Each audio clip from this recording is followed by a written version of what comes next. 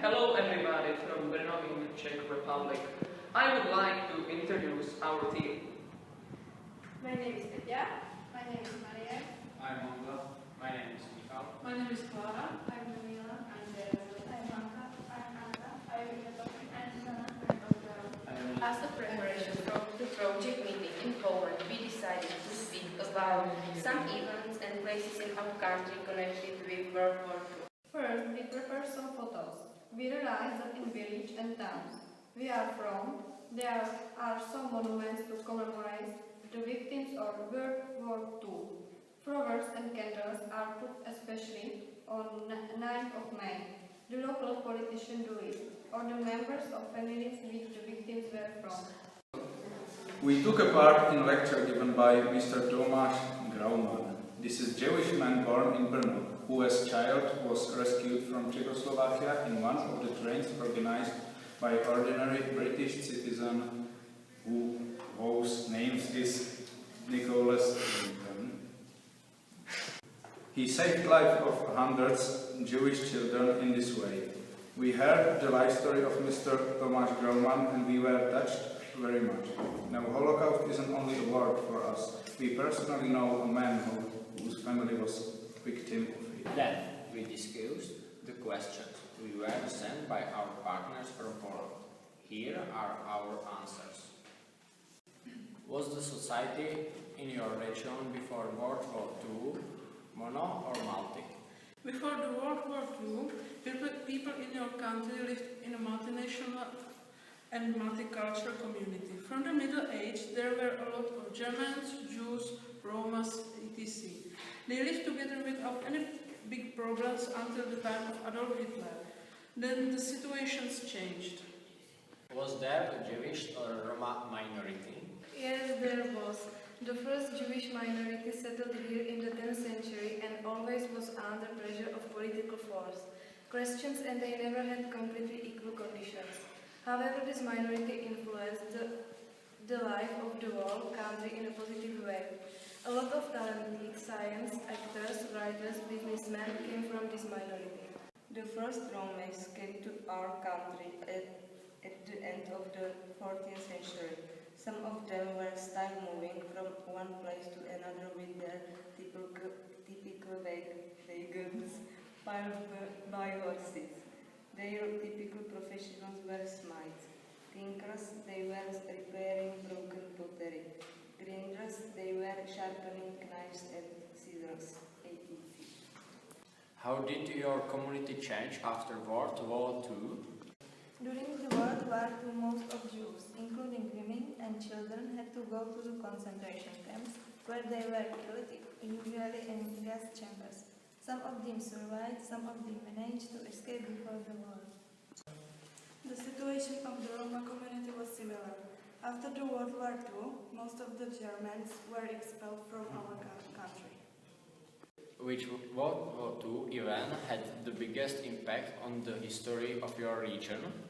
The obliteration of the Czech village of Lidice had one of the biggest impacts in our history.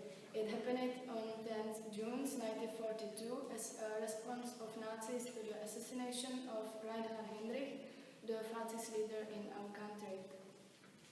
The inhabitants of the village were suspects to help the assassinators.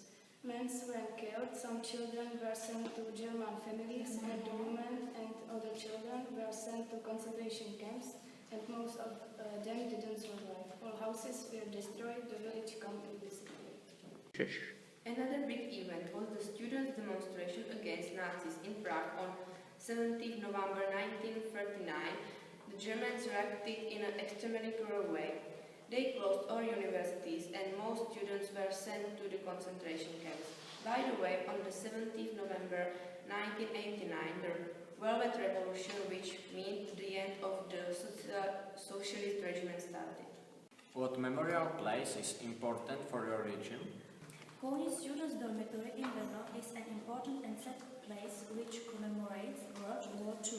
This building used to serve as a students' dormitory in 1939, and just from this building the students were expelled and arrested.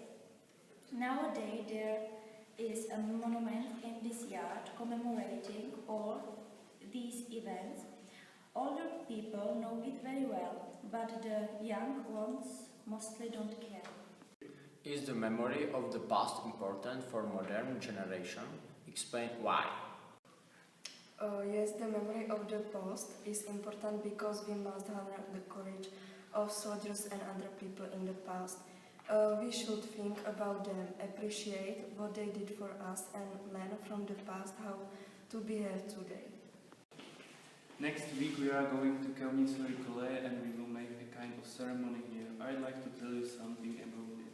From 1940, Kaunicovi Kole served as a prison. The prisoners were mostly deported to German concentration camps. Some of them were executed in this prison. The executions were made by shooting, hanging, or shooting from the pistol to the backside of the neck. Many prisoners were brutally tortured, some preferred to commit a suicide. Execution in Kaunitz students' dormitory were public and were attended by a large number of Bernardines. The tickets were sold for 3 marks. The prevailing audience were German women. Even during the execution, it was possible to hear laughter, and many were enjoying that the Czech monsters and beasts were being killed. The bodies of the executed were burned, and their ashes prominent Nazis used to fertilize their gardens. In total, there were around 1,000 people executed.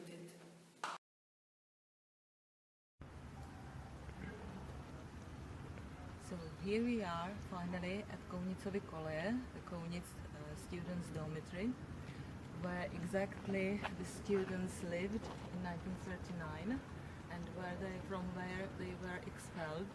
They were sent to concentration camps and many of them didn't survive. So now let's remind them. Let's put some flowers and candles into the monument, because in the yard there is the monument of these victims. So this building was a prison after the students were expelled from here, and there was the executions took place here in this yard. The audience that were Germans, Brno Germans, came to watch these executions, and they were enjoying these executions very much. That seems unbelievable for us now. So let's remind the victims of these executions.